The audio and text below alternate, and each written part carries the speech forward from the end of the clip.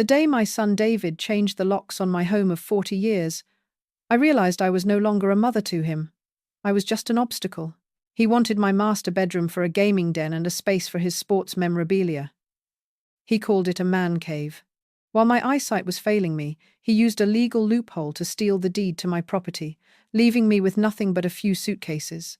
But David made one fatal mistake. He thought he was clever with his paperwork, but he forgot that while he claimed the walls, I still owned the earth beneath them. I did not hire a lawyer to fight for the house. Instead, I called a mining company. I leased the drilling rights directly under his new sanctuary. Now, the roar of heavy machinery vibrates through those walls 24 hours a day.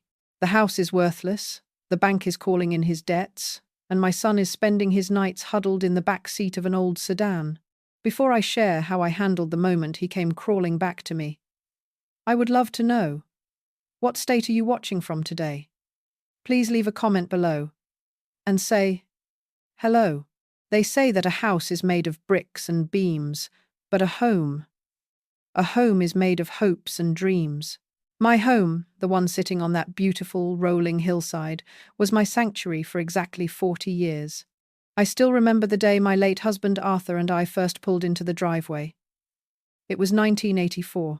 The sun was setting, casting a long golden glow over the porch, and Arthur turned to me with that lopsided grin of his. He handed me a heavy brass key and said, "Margaret, this is where we build our kingdom." We were young then. We didn't have much, but we had that house. It cost us $65,000 back then, which felt like a mountain of money to two people working middle-class jobs. We spent every weekend painting the walls, sanding the floorboards, and planting the oak trees that now tower over the roof. Every corner of that house held a ghost of a happy memory. I could still see the faint pencil marks on the pantry door frame, where we measured our son David's height every single birthday. I could still smell the cinnamon and nutmeg from the thousands of Sunday dinners I cooked in that kitchen. After Arthur passed away 7 years ago, the silence in those hallways felt heavy. It was a physical weight on my chest. So, when David approached me 3 years ago, saying that he and his wife Ashley were struggling to save for a down payment on their own place, I didn't hesitate. I opened my doors. I told them they could stay in the extra bedrooms, rent-free, for as long as they needed. I wanted to be a good mother. I wanted to help my only son build a future, just like Arthur and I had done. At the time, it felt like the right thing to do.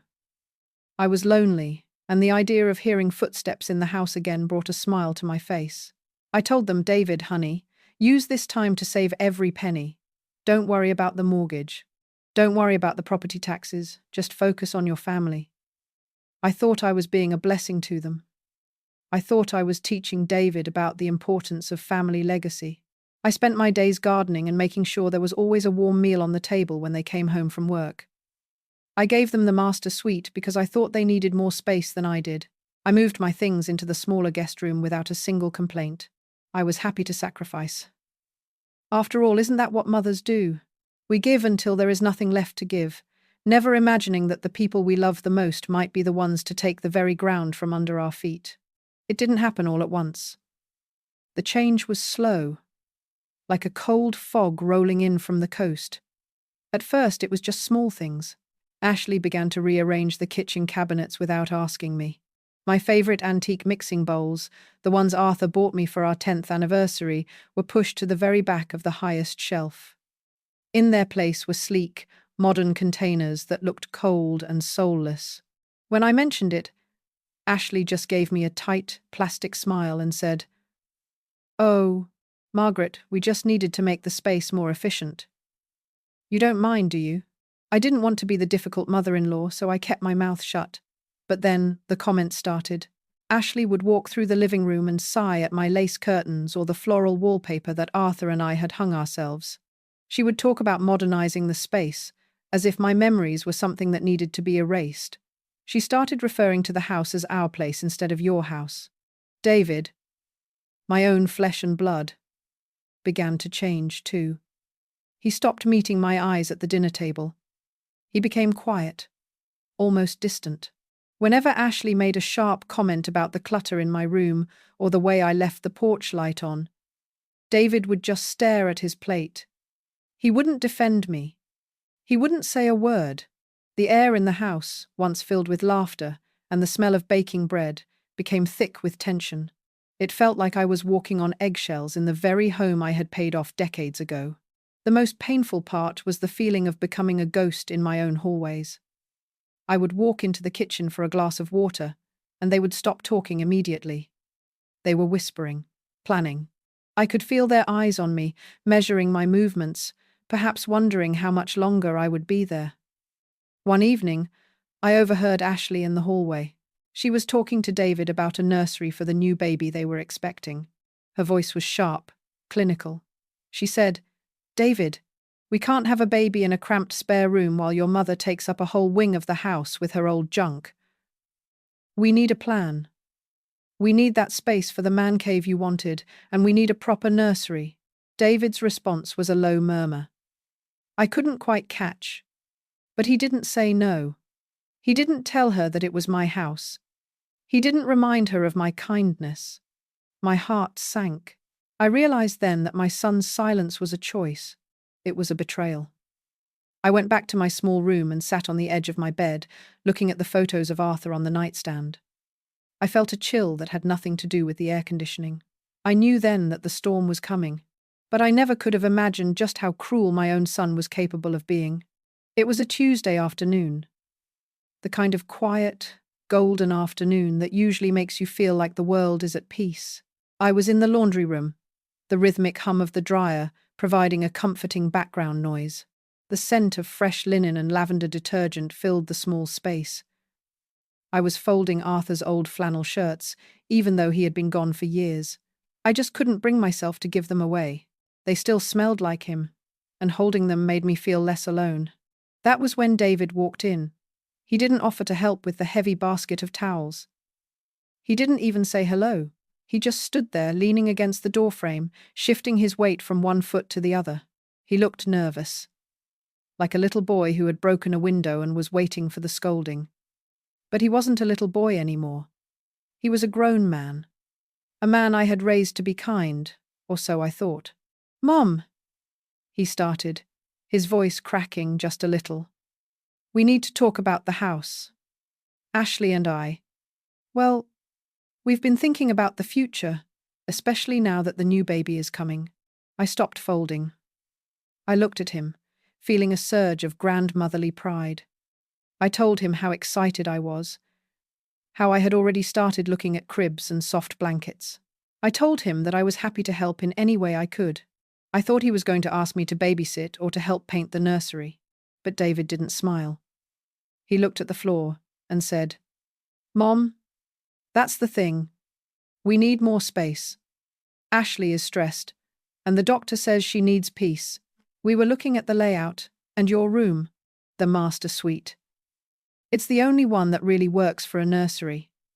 It's right next to ours, and it has the best light." I felt a small tug of hesitation in my heart. That room was where I had spent 40 years of my life. It was the room where Arthur and I had whispered our dreams to each other in the dark. It was my sanctuary. But, being a mother, my first instinct was to sacrifice. I started to say that maybe I could move my things into the smaller guest room, even though it was cramped. But David wasn't finished. He cleared his throat and continued, his voice becoming colder, more rehearsed. He said, "Actually, Mom, it's more than just the nursery. I'm working from home more now, and I really need a dedicated space. A place for my computers, my gaming setup, and all my sports memorabilia. I've always wanted a real man cave. You know, a place where I can just be myself and watch the games without any distractions." I stared at him, my hands trembling slightly against the warm fabric of a towel. I asked him, "A man cave, David? You want me to move out of my own bedroom so you can have a room for games and trophies?" He sighed, sounding annoyed, as if I were being unreasonable. He told me that I was getting older and that the stairs were probably getting hard for me anyway. He said it would be better for everyone if I found a smaller place, Maybe a nice assisted living apartment across town where I wouldn't have to worry about the lawn or the bills. I felt a coldness wash over me. I reminded him, as gently as I could, that this was my house. I told him that Arthur and I had worked our fingers to the bone to pay off that mortgage. I told him that I had let them stay here out of love, not because I was looking for a landlord. But David just shook his head. He didn't look at me. He just said, "Things change, Mom. You need to be realistic. We are a growing family, and you're just one person. It's time for us to have our own home." He walked out of the room before I could respond. The hum of the dryer suddenly felt like a roar in my ears. I stood there, surrounded by the scent of lavender and the ghosts of 40 years, realizing that my son saw me as nothing more than a tenant who had overstayed her welcome. The shock of David's words stayed with me all evening. I barely slept. I kept thinking that he would come to his senses, that he would realize how cruel he was being. But the next morning, the nightmare only got worse. I was in the kitchen trying to pour a cup of coffee. My eyes were blurry. The doctors called it macular degeneration. Some days are better than others, but that morning, the world felt like it was covered in a thick grey veil. I heard the sound of footsteps, sharp and fast. It was Ashley. She didn't have her usual fake smile. She looked triumphant. She walked right up to the kitchen island and placed a stack of papers on the counter. She didn't ask how I was feeling. She just said, "Margaret, we've already made the arrangements. David was too soft to tell you the whole truth yesterday, but we've handled the legal side of things." I reached for the papers, but my eyes couldn't focus on the fine print. I asked her what she was talking about. Ashley leaned in, her voice dropping to a cold, hard whisper. She said, "We checked the county records, Margaret. For the last 5 years, David has been the one writing the checks for the property taxes. He's been the one paying the utilities. You were so happy to hand over the bills because you couldn't see the numbers anymore. Remember?" I remembered. I had trusted my son. I thought I was teaching him how to manage a household. I thought I was letting him take some of the weight off my shoulders. I never imagined he was using that trust as a weapon. "In this state," Ashley continued, her voice filled with a sickening pride, "there is something called adverse possession. Since David has been acting as the owner, paying the taxes and maintaining the property openly for years while you did nothing, we filed a claim. The house is legally his now. The deed has been updated. You are no longer the owner of this property." I felt the air leave my lungs. I reached out for the counter to steady myself. I told her that, as impossible, that this was my family home. I told her that no court would take a house away from a widow just because her son helped with the bills. Ashley just laughed. It was a short, sharp sound. She told me that the paperwork was already processed. She said, "We've already had a locksmith come by this morning. The external doors, the ones you don't have the new keys for, they've all been changed. You have 24 hours to pack what you can carry. We've already rented a small studio apartment for you on the other side of the city. We paid the first month's rent as a gesture of goodwill." I looked at David, who was standing in the doorway behind her. He wouldn't look at me. He was staring at his shoes, his hands shoved deep in his pockets. I called his name. I begged him to tell me this was a joke. "I'm sorry, Mum," he mumbled, his voice so low I could barely hear it. "Ashley is right. We need to think about our future. We need the space. You'll be fine in the new place. It's smaller, easier for you to manage." They had planned this. They had sat in my living room, eaten the food I cooked, and whispered about how to steal the roof from over my head. They had used my failing eyesight against me. They had turned my love into a legal loophole. I walked to my room, my heart feeling like it was made of lead. Every step felt like a mile. I looked at the photos on the wall. Arthur at the lake, David at his graduation. I realized then that the son I had raised was gone. In his place was a stranger who valued a gaming room and a man cave more than his own mother's life. But as I started to pack my bags with trembling hands, a memory sparked in the back of my mind. A memory of my grandfather and the old papers he kept in a locked tin box. They thought they had won, but they had forgotten that I was a daughter of this land long before David was ever born. The sun began to set on the last day I would ever call that house my home. I stood in the middle of my small bedroom, surrounded by the shadows of a life I no longer owned. I had spent 40 years filling those walls with love, but it only took 48 hours for my son to empty them of meaning. I had managed to pack my entire existence into 3 old suitcases. 3 suitcases. That was all that remained of 4 decades of memories. As I zipped up the last bag, I heard a sound from the hallway that made my blood run cold. It was the sharp, mechanical whir of a power drill. It was a sound of intrusion, a sound of finality. I walked out to the front porch, my heart pounding against my ribs like a trapped bird. There was David, standing by the front door with a brand new set of silver locks. He didn't even look up when I approached. He just kept working, his face set in a mask of cold determination. Ashley was standing nearby, her arms crossed over her chest, watching him with a look of pure satisfaction. She saw me and smiled, but it wasn't a smile of kindness. It was the smile of a predator. She said, "We thought it was best to get this done before dark, Margaret. We wouldn't want any misunderstandings about who has access to the house from now on." I looked at David. I looked at the hands I used to hold when he was a toddler.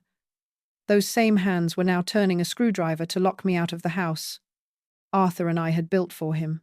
I asked him, "David, do you really have to do this? Do you really have to change the locks while I am still standing here?" He finally looked at me, but his eyes were hollow. He said, "It's just business, Mom. We need to be secure." The lawyer said this was the proper way to finalize the transition of ownership. "You have the address for the apartment we found for you. Your ride will be here in 10 minutes. He wasn't joking. He had called a car service to take me away. He didn't even have the decency to drive me himself. I stood on the porch, my 3 suitcases at my feet, and watched as he finished the job. The click of the new deadbolt sounded like a gunshot in the quiet evening air. It was the sound of a door closing on my heart. The car arrived. A black sedan that looked like it belonged at a funeral. The driver got out and loaded my bags into the trunk. I turned back one last time to look at the house. I looked at the oak trees we planted. I looked at the window of the master suite where Arthur and I used to watch the stars. Ashley was already inside, pulling the curtains shut. David stood on the porch, his shadow long and dark, until I was forced to get into the car. As we pulled out of the driveway, I felt a piece of my soul stay behind, trapped in a house that had become a prison for my memories. The car ride across town felt like a journey to another planet. We left the quiet, tree-lined streets of my neighborhood and entered a part of the city I had spent years avoiding. The buildings here were grey and crumbling. The air smelled of exhaust and old grease. The driver stopped in front of a brick building that looked like it hadn't been painted since the 1970s. "Here you go, ma'am," he said, handing me my bags. He looked at me with a flicker of pity in his eyes, as if he knew that a woman of my age shouldn't be starting over in a place like this. I made my way up to the 3rd floor. The elevator was out of order, so I had to drag my suitcases up the stairs, one painful step at a time. My knees ached, and my breath came in ragged gasps. When I finally reached room 312, I fumbled with the key David had given me. The door opened to a space no larger than my old walk-in closet.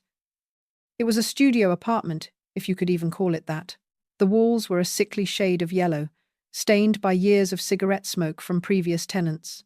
A single stained mattress sat on a metal frame in the corner. There was a tiny kitchenette with a stove that looked like a fire hazard, a window that looked out onto a brick wall, and a trash-filled alleyway. I sat down on the edge of the bed and let out a sob that had been building up since the moment David first spoke to me about his man cave. The silence in this room was different from the silence in my old home. In my home, the silence was peaceful. Here, the silence was heavy with despair. I was 70 years old, and I was living in a place where the radiators hissed and the neighbors screamed through the thin walls. I spent the first few days in a daze. I would wake up and forget where I was, reaching out for Arthur, before realizing I was alone in a room that smelled of dust and loneliness. I walked to the local diner for a cup of coffee, but I couldn't bear the way people looked at me. They saw a broken old woman. They didn't see the woman who had managed a household, who had been a pillar of her community, who had loved a son with every fiber of her being. Every time my phone buzzed, my heart jumped, hoping it was David calling to say he was sorry, hoping he would tell me it was all a terrible mistake and that he wanted me to come home. But the calls never came. I checked his social media, a habit I knew was bad for me, and saw pictures of him and Ashley laughing. They were painting my old room. They were installing a massive television for his sports games. He looked happy. He looked like a man who hadn't given a single thought to the mother he had discarded like a piece of old furniture. The bitterness began to take root in my heart. It was a cold, hard thing. I realized that my son's greed had blinded him to the most basic human decency. He wanted his man cave. He wanted his status. He wanted a world where I didn't exist. I looked around my tiny, miserable room and felt a spark of something I hadn't felt in a long time. It wasn't just sadness anymore. It was anger. A righteous, burning anger. I reached for the small tin box I had managed to pack in my suitcase, the box that held my grandfather's old papers. I began to read the fine print of the original land deed from 1905. My eyes were weak, but my mind was sharp.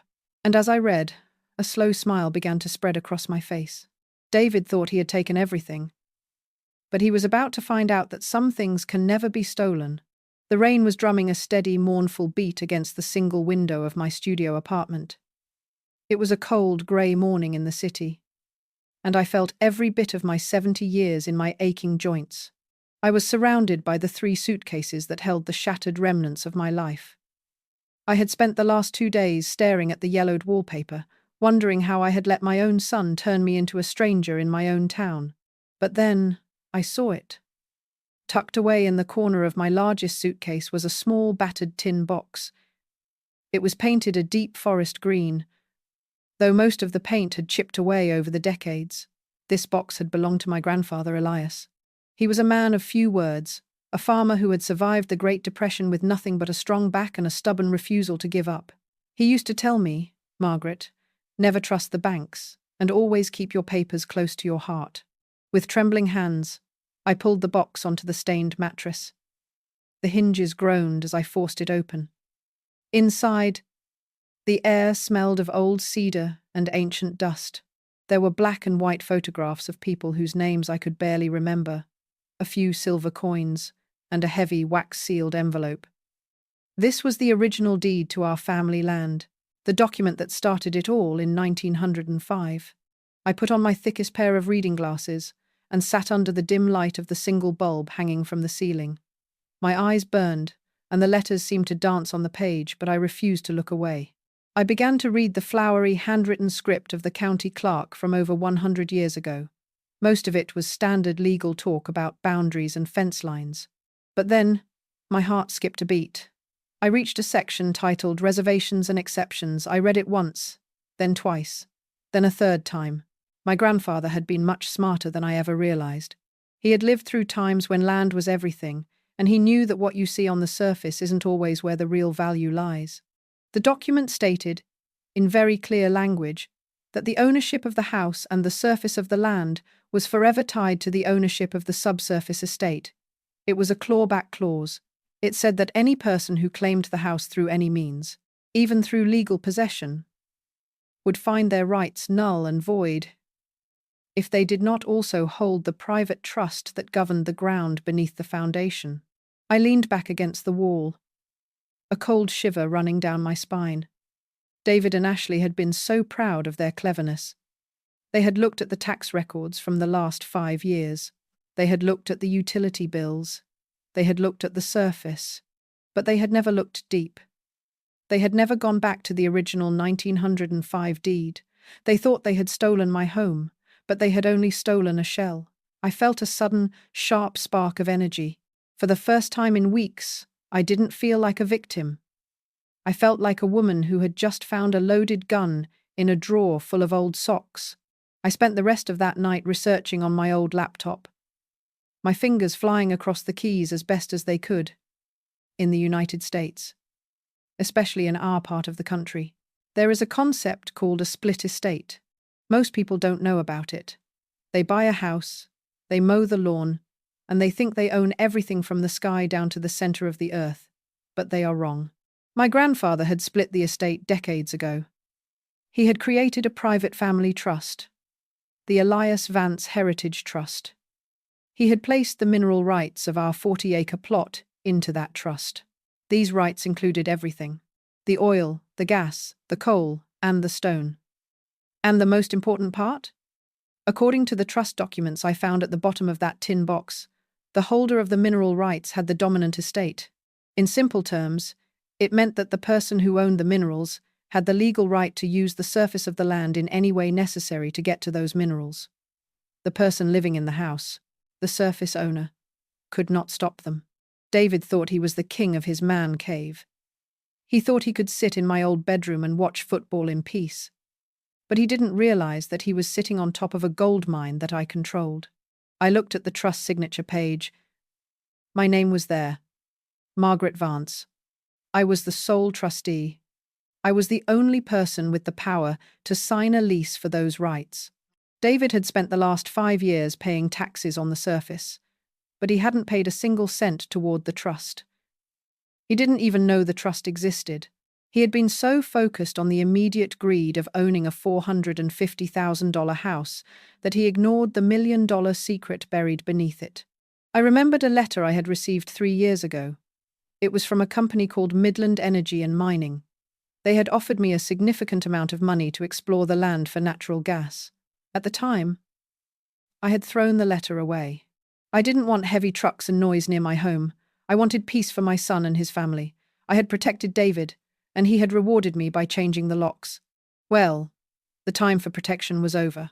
I realized that I didn't have to fight David in a long, expensive court battle over the adverse possession claim. I didn't have to beg him to let me come home. I had the power to make that house a place where no one would ever want to live again. I could turn his man cave into a vibration zone. I could turn his nursery into a dust bowl. As the sun began to rise over the grey city skyline, I felt a calm I hadn't known in years. I picked up the phone and dialed the number for Midland Energy and Mining. I asked to speak to their land acquisition department. I told them I had 40 acres of prime mineral rights ready for a long-term lease. I told them I wanted the drilling to start as close to the house as legally possible. The man on the other end of the line sounded like he had just won the lottery. He told me they could have a contract ready by the end of the week. He mentioned a signing bonus of $200,000 and monthly royalty checks that could be even higher. I hung up the phone and looked at the photo of Arthur on my nightstand. I whispered, "I'm sorry, Arthur. I'm going to have to make a bit of a mess. Lambda, lambda, ah. I promise you, our land is going to teach our son a lesson he will never forget. I wasn't just a mother anymore. I was a woman with a plan. And David was about to find out that when you kick your mother out of her home, you might just find that you've lost the ground you're standing on." The meeting did not take place in a courtroom. It did not involve a judge or a jury. Instead, it happened in a quiet, glass-walled office on the top floor of a skyscraper in downtown. I had traded my old house slippers for the one pair of sensible black heels I had managed to save. I felt small in that big office, but I carried my grandfather's green tin box like a shield. The man sitting across from me was named Mr. Henderson. He was a landman for the energy company, a professional whose entire job was to find the people who owned the secrets beneath the soil. He looked at me with a mixture of curiosity and deep respect. He had seen my family's original deed, and he knew exactly what it meant. "Mrs. Vance," he said, his voice smooth and professional, "I have to tell you. It is very rare to find a private citizen who still holds these kinds of undiluted mineral rights. Most people sold them off during the Great Depression or lost them to big corporations decades ago. What you have here is a rare gem." I sat up a little straighter. I told him that I wasn't interested in the history. I was interested in the future. I told him that I wanted to lease my rights for natural gas extraction. But I had one very specific condition. I wanted the drilling pads to be placed as close to the northern property line as the law allowed. Mr. Henderson raised an eyebrow. He looked at the map of my property, the map that showed my old house, the house where David and Ashley were currently celebrating their stolen victory. He said, "That is very close to the residential structure, Margaret. Usually, owners want the machinery as far away as possible to avoid the noise and the dust." I looked him dead in the eye. I didn't blink. I told him that the people living in that house were no longer my concern. I told him that they had chosen to own the surface, but I owned the depths. And if the depths needed to be reached, then the noise and the dust were simply the price of progress. He didn't ask any more questions. He understood. In the business of energy, results are the only thing that matters. He slid a thick stack of papers across the mahogany table. My hands were steady as I picked up the heavy silver pen. "This contract," Mr. Henderson explained, "includes an immediate signing bonus of $200,000. That money will be wired to your account by tomorrow morning. After that, you will receive 15% of the gross royalties from every cubic foot of gas we pull from the ground. Given the current market rates, you could be looking at another $10,000 to $20,000 every single month for the next 10 years. $200,000. It was more money than Arthur and I had saved in 40 years of hard work. It was enough to buy a dozen man caves. But more importantly, it was the power to protect myself. I signed my name. Margaret Vance. I signed it on every page. I signed it with a sense of liberation that I cannot fully describe. As the ink dried, I felt the weight of the studio apartment and the smell of old grease begin to fade away. I wasn't just a discarded mother anymore. I was a business partner with a multi-million-dollar corporation. As I left the office, Mr. Henderson shook my hand. He told me that their heavy equipment would be moving in within the week. He said they were eager to get started. I walked out into the bright sunlight of the city, and for the first time since David changed the locks, I felt like I could breathe. The secret was out. The contract was signed, and my son was about to learn that the most dangerous thing in the world is a mother who has nothing left to lose but her dignity. The following Monday started like any other day for David and Ashley. I imagine they were waking up in my old master suite, perhaps discussing what kind of expensive furniture they would buy with the money they were no longer spending on rent. Maybe David was in his man cave, surrounded by his sports memorabilia, feeling like the king of the world. But at exactly 7 o'clock in the morning, the peace was shattered. It started with a low, rhythmic thumping that could be felt in the floorboards. It sounded like a giant heartbeat coming from the earth itself. Then came the roar of the engines. Massive industrial diesel engines that belonged to a fleet of flatbed trucks and bulldozers. The mining company had arrived. Following my instructions and the strict legal boundaries of the mineral lease, they didn't pull into the driveway. They didn't need to. They set up their staging area on the edge of the property, just a few yards away from the master bedroom window. They began to unload steel pipes, heavy drilling bits, and massive generators. The sound was deafening. It wasn't just noise. It was a physical force. Every time the heavy machinery moved, the ground shook. In my mind, I could see the photos on the walls of my old house beginning to tilt. I could see the fine china in the kitchen cabinets rattling against the shelves. I heard later from a neighbor that David had come running out of the house in his bathrobe, waving his arms and screaming at the workers. He was yelling about quiet enjoyment and property rights. He was threatening to call the police. But the foreman of the crew didn't even turn off his engine. He just handed David a laminated copy of the mineral lease and a map of the subsurface estate. He told David, in a voice that was barely audible over the roar of the machines, that they had a legal right to be there. He told him that according to the law, the mineral owner has the dominant estate and the surface owner simply has to deal with it. David tried to call his lawyer, the same one who had helped him steal the house. But the lawyer had bad news. In our state, mineral rights are king. There was no injunction he could file. There was no police officer who could stop the drilling. As long as the company stayed within the safety regulations, they could work 24 hours a day, 7 days a week. By the second day, the dust began to settle over everything. A fine grey powder covered the siding of the house and drifted through the vents. The constant vibration made it impossible to sleep. Ashley was seen leaving the house in tears, her hands over her ears. The man cave that David had wanted so badly was now a resonance chamber for the sound of a diamond-tipped drill eating its way through solid rock. I sat in my quiet hotel room downtown, a room I paid for with a tiny fraction of my signing bonus. And I looked at the sunset. I didn't feel joy in their suffering, but I felt a profound sense of justice.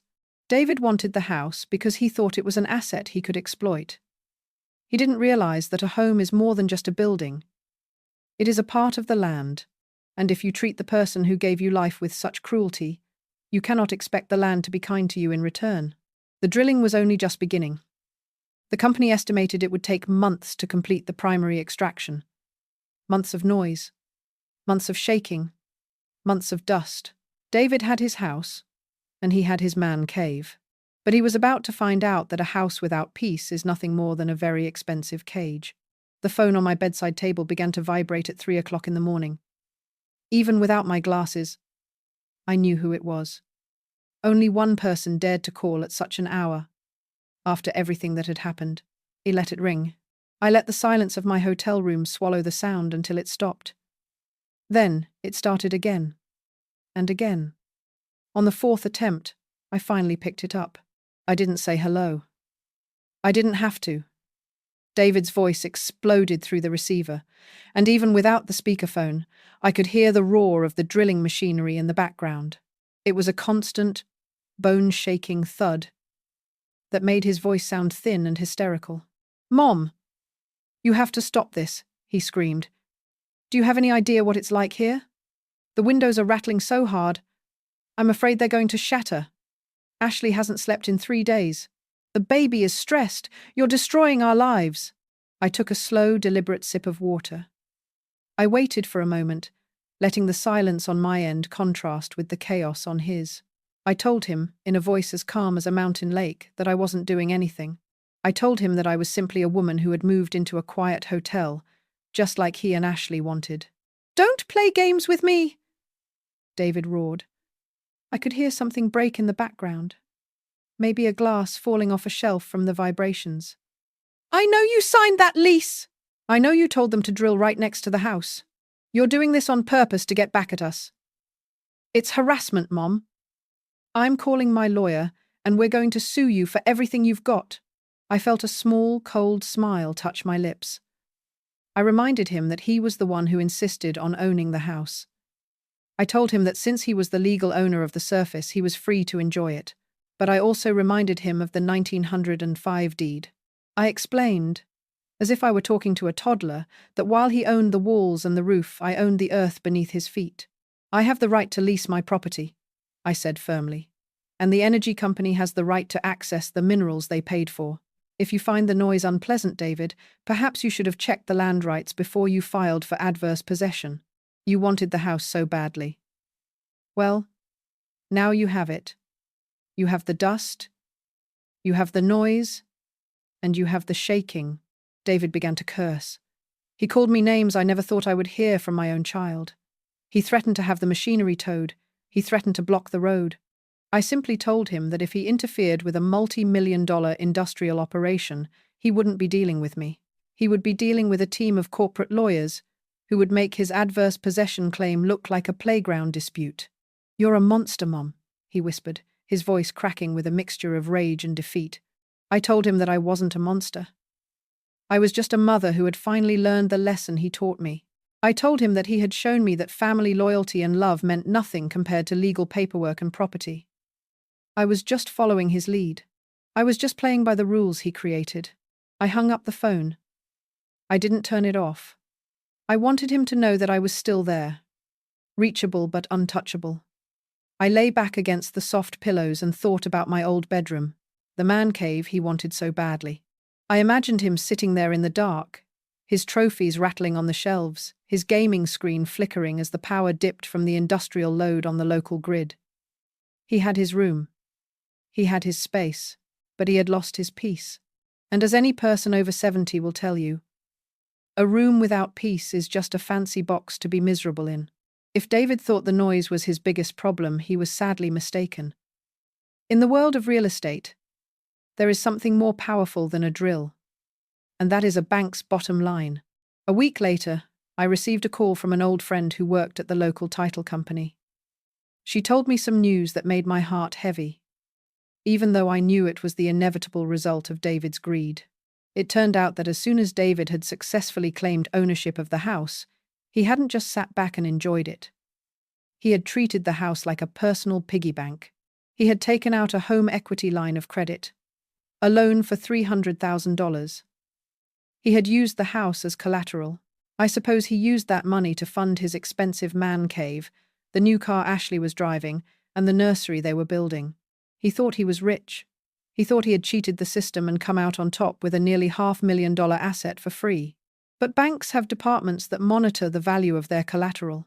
And when a massive industrial drilling rig sets up 24 hours a day right next to a residential property, that property is no longer worth $450,000.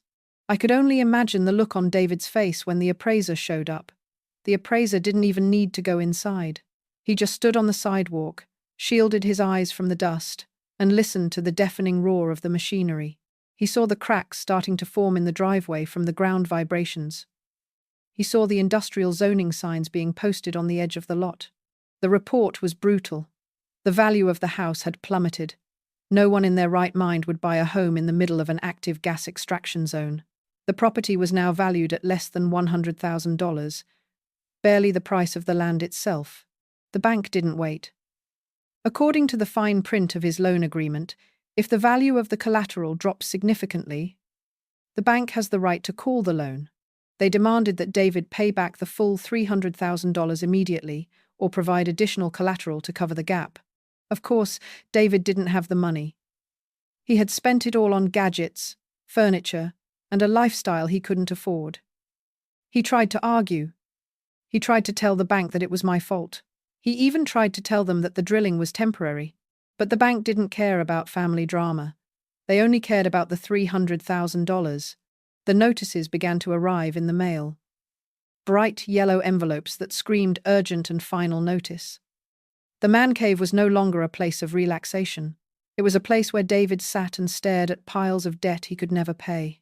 Ashley, ever the pragmatist, was the first to see the writing on the wall. I heard through the grapevine that the screaming matches in that house were now louder than the drills outside. She blamed David for not checking the mineral rights. She blamed him for being too stupid to realize his mother had an ace up her sleeve. The love that they thought they were building their new life on was dissolving under the pressure of financial ruin and constant noise. I sat in the lobby of my new apartment building, a beautiful, quiet place I had just moved into, and watched the news on a large television. There was a segment about the industrial transformation of our old neighborhood. They showed a brief clip of my old house. It looked grey and tired, surrounded by steel and machinery. I felt a pang of sadness for the building itself, but not for the people inside. They had taken a home built on 40 years of love and turned it into a legal battlefield. Now, the bank was coming to claim the spoils. David had wanted to be the man of the house. He wanted to be the owner. Well, he was about to find out that being an owner means being responsible for the debts as well as the rewards. The click of the new locks he had installed was about to be replaced by the thud of a foreclosure notice being nailed to the front door. They say that pride goes before a fall, but greed is what makes the impact so much harder. By the end of that summer, the house on the hill was no longer a home. It was a monument to failure. The drilling had been going on for 3 months, and the constant vibration had done more than just rattle the windows. Cracks had begun to snake their way across the ceiling of the living room. The beautiful hardwood floors that Arthur and I had polished every year were now covered in a layer of fine, industrial dust that no vacuum could ever fully remove. The bank's patience finally ran out. Since David couldn't pay back the $300,000 loan, and since the property value had plummeted to nearly nothing, they moved forward with the foreclosure. One Tuesday morning, a man in a dark suit arrived. Not to drill, but to nail a heavy orange notice to the front door. It was the official eviction order. They had 30 days to leave. But the real collapse didn't happen because of the bank. It happened from the inside. Ashley, the woman who had whispered in my son's ear and convinced him to steal from his mother, was never in it for love. She was in it for the house. She was in it for the status. And now that the house was a worthless, shaking shell and the bank accounts were empty, she had no reason to stay. I heard the details from a neighbor who saw the whole thing. Ashley didn't cry. She didn't try to help David pack. She simply backed her new car into the driveway, the car paid for with the stolen loan money, and began loading her things. When David tried to stop her, when he begged her to stay and fight the bank with him, she looked at him with a coldness that would have frozen the sun. She told him that she wasn't going to raise a child in a construction zone. She told him that she deserved better than a man who couldn't even protect a piece of real estate. She didn't care that he had betrayed his own mother for her. To her, he was just a tool that had broken. She drove away without looking back, leaving David standing in the middle of his dusty, shaking man cave, surrounded by sports trophies that were now nothing more than plastic and glass. David was left with nothing. He had no savings because he had spent every cent trying to live a life of luxury he hadn't earned. He had no credit because of the foreclosure. And most importantly, he had no family. He had traded 40 years of a mother's love for a year of Ashley's approval, and in the end he lost both. When the 30 days were up, the sheriff arrived to finalize the eviction. David walked out of that house with the same 3 suitcases I had carried out months before. It was a poetic kind of justice. He stood on the sidewalk and watched as the workers boarded up the windows. The drilling rigs were still thumping in the background, a rhythmic reminder of the ground he had lost. He had wanted the house so badly that he had destroyed its value. He had wanted a man cave so badly that he ended up without a roof over his head. While David was facing the cold reality of his choices, my life was transforming in ways I never could have imagined. I took the signing bonus from the mining company and the first few months of royalty checks, which totaled over $250,000. And I did something I had only ever dreamed of. I moved to Florida. I bought a beautiful, sun-drenched condominium overlooking the Gulf of Mexico. Here, the only sound I hear in the morning is the gentle lap of the waves against the white sand and the distant cry of the seagulls. There are no drills. There are no vibrations. There is only peace. The condo is modern, airy, and filled with light. My eyes, though still struggling with macular degeneration, seem to find the bright Florida sun much easier to navigate. I don't have 40 years of clutter here. I have a fresh start. I hired a decorator to help me choose soft, cream-colored furniture and ocean blue accents. It is a sanctuary built on the foundation of my own strength. But the most important room in my new home isn't the master suite or the gourmet kitchen. It is the extra bedroom. When I first moved in, the realtor asked me if I wanted to turn it into a guest room for when my son visited. I looked her in the eye and said, "No. I want a library." I spent weeks curating that room. I filled the walls with floor-to-ceiling shelves made of warm cherry wood.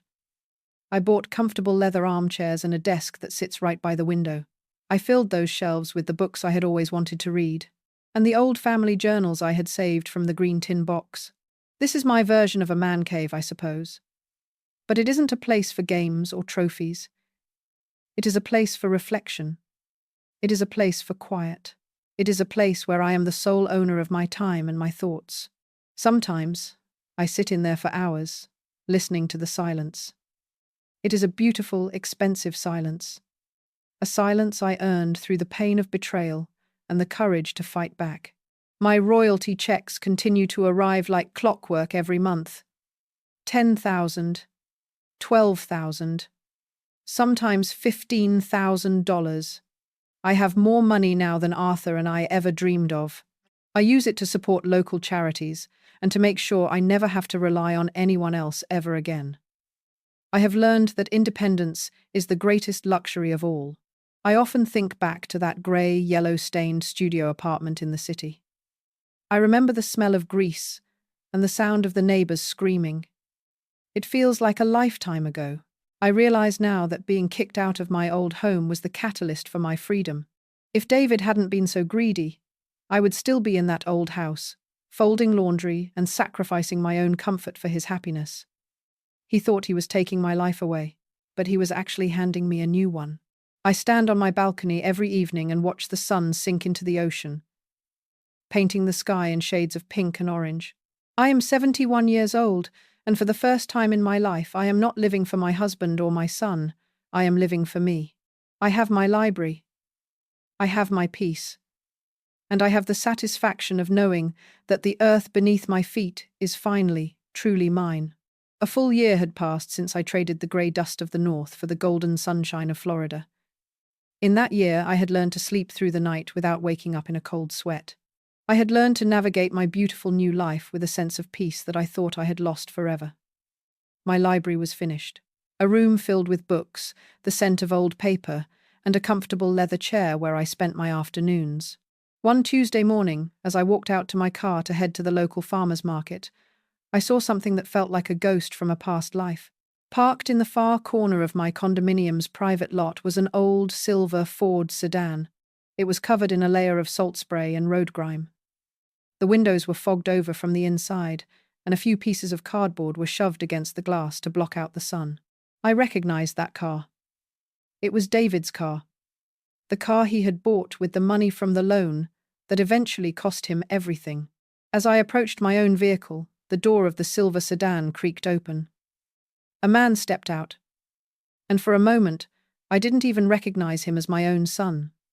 He was thin, far too thin. His clothes were wrinkled and stained. His hair was long and greasy, and his eyes were sunken into his head, surrounded by dark circles of exhaustion. He saw me, and for a second, he looked like he wanted to run. But then, the desperation took over.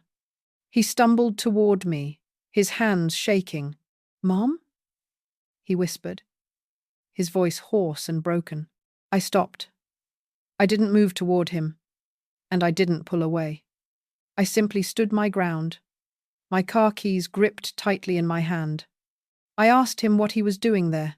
I asked him how he had even found me. David began to cry.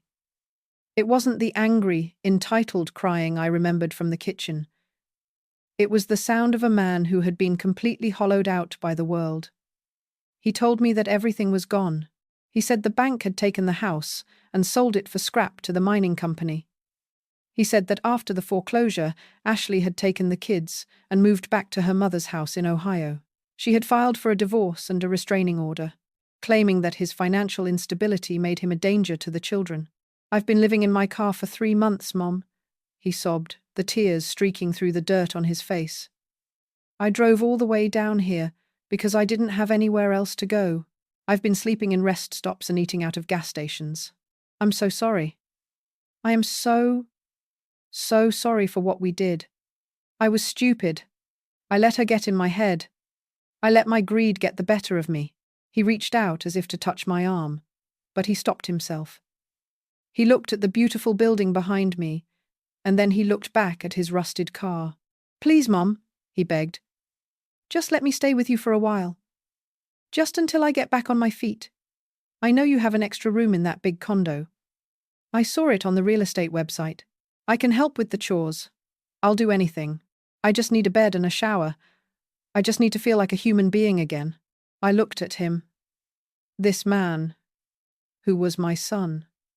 I felt a flicker of the old maternal instinct to protect him, to wrap him in a blanket and tell him it would be okay. But then, I remembered the click of the new locks. I remembered the cold, triumphant smile on Ashley's face, while David stood by and said nothing. I remembered the yellowed wallpaper of the studio apartment where I had spent my nights crying while he enjoyed his man cave. I realized that if I let him in now, I would be inviting that same betrayal back into my sanctuary. He wasn't sorry for what he did to me. He was sorry that it had ended badly for him. There is a very big difference between the two. I took a deep breath. The air smelled of salt and jasmine. I told him, "David, I'm sorry that your life has turned out this way. I truly am. No mother wants to see her child suffer." His eyes lit up with a spark of hope. He started to move toward me again, but I held up my hand. "But," I continued, my voice steady and clear, "I have turned that extra room into a library. It is my sanctuary. It is the place where I find my peace and my quiet. I have spent my entire life building a home for you, David, and you showed me exactly how much you valued it by stealing it from me." David's face fell. He began to plead again, telling me he was family, telling me that blood was thicker than water. I told him that blood doesn't give you the right to be a monster. I told him that he wanted a man cave more than he wanted repupute. And now he had all the space in the world. He had the entire country and the back seat of his car. There is a very nice public park about 2 miles down the road, I said, pointing toward the coast. They have public showers and a safe place to park during the day. I think you should head over there. I value my peace, David, and I worked very hard to earn it. I didn't wait for him to respond. I got into my car and started the engine. As I pulled out of the parking lot, I saw him in my rearview mirror. He was standing next to his rusted sedan, a small, lonely figure in the bright Florida sun. For the first time in my life, I didn't feel guilty. I felt free. I realized that sometimes the greatest act of love you can show someone is to let them face the consequences of their own actions. David had built a world for himself based on greed and betrayal, and now he had to live in it. I spent the rest of my morning at the market, buying fresh strawberries and flowers for my library. As I drove home, I turned on the radio and listened to the music. The sun was shining, the ocean was blue, and the ground beneath me was solid. I had lost a house, but I had found my soul, and in the end, that was a trade I would make every single time. I drove away from that parking lot, and for the first time in years, I felt free, truly free. It is a strange thing to realize that the person you gave life to could be the very one to try to take yours away. But as I looked at the palm trees swaying in the breeze, I understood a fundamental truth. Mark wanted that house so badly that he destroyed it in the process. He wanted a man cave, a place to hide away and play games. And now, he has all the space in the world in the back seat of his old car. Blood gives you a connection, but it does not give you the right to be a monster. We are often told that we must sacrifice everything for our children, no matter how they treat us. But I have learned that there is no nobility in allowing yourself to be a doormat. Sometimes the only way to find peace is to let the people who hurt you face the cold, hard world they built for themselves. I am now sitting in my library, surrounded by the books that bring me comfort and the silence that I have worked so hard to protect. It is my sanctuary. It is my reward for 40 years of labor and a lifetime of love that was met with greed. If you enjoyed this story and believe that greed always destroys itself in the end, please like this video. Your support helps us share these important lessons with others who might be facing their own struggles. We invite you to subscribe to Elderly Stories to join our community. We value the wisdom that comes with age, and we believe that justice is a dish best served with a side of peace. Please take a moment to leave a comment below. Have you ever had to set a difficult boundary with someone you loved? We would love to hear your thoughts and your wisdom. Thank you for watching, and thank you for listening to my story. Remember, your peace is worth more than any piece of property. Take care of yourselves, and until next time, stay strong and stay true to your own heart.